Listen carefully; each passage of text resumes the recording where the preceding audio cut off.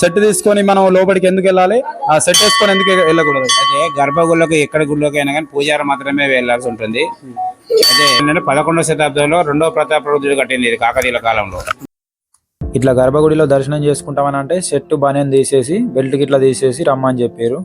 అయితే మేము కూడా అట్లనే ఇక లోపలికి వెళ్ళాలంటే కంపల్సరీ తీయాలని అంటే షర్టు బనియన్ తీసేసి లోపలికి వెళ్ళినాం అన్నమాట. సో లోపలికి వెళ్ళిన తర్వాత మరి షర్టు బనియన్ ఎందుకు తీయాలి, దేనికోసం తీయాలి, మరి గర్భగుడిలోకి వెళ్ళాలంటే కంపల్సరీ తీయాలా అనేది మొత్తం ఆయన బయట ఈ గుడి వ్యవస్థాపక చైర్మన్ గారు ఉన్నారు, కనకయ్య గారు, ఆయన అడిగి తెలుసుకుందాం ఈ షర్టు బనియన్ తీసి గుడిలోకి రావడానికి గల కారణం ఏంటిది ఎట్లా అనేసి చెప్పేసి. సో మీరు కూడా చూడండి, వీడియో మాత్రం మిస్ చేయకండి. వీడియో నచ్చితే లైక్ చేయండి ఫ్రెండ్స్.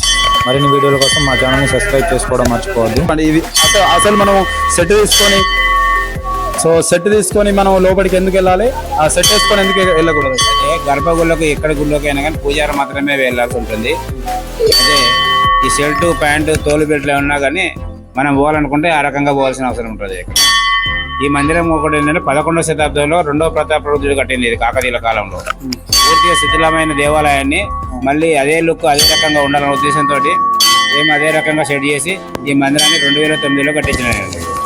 ఈ కంప్లీట్ ఈ మందిరం కూడా నీళ్లు దొరకపోతే మినరల్ వాటర్ 6.5 లక్షలు నీళ్ళకే ఖర్చు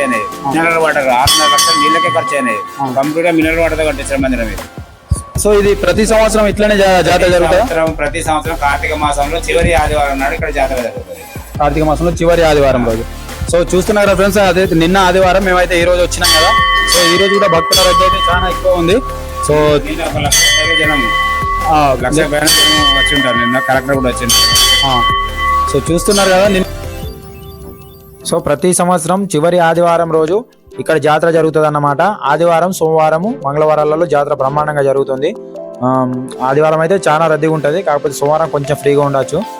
సో వీడియో కనుక నచ్చినట్లయితే లైక్ చేయండి ఫ్రెండ్స్. మా ఛానల్ను సబ్స్క్రైబ్ చేసుకోవడం మాత్రం మర్చిపోకండి. ఈ గుడి దర్శనం చేసుకున్న ప్రతి ఒక్కరు కామెంట్ చేయండి ఫ్రెండ్స్. Okay, thank you.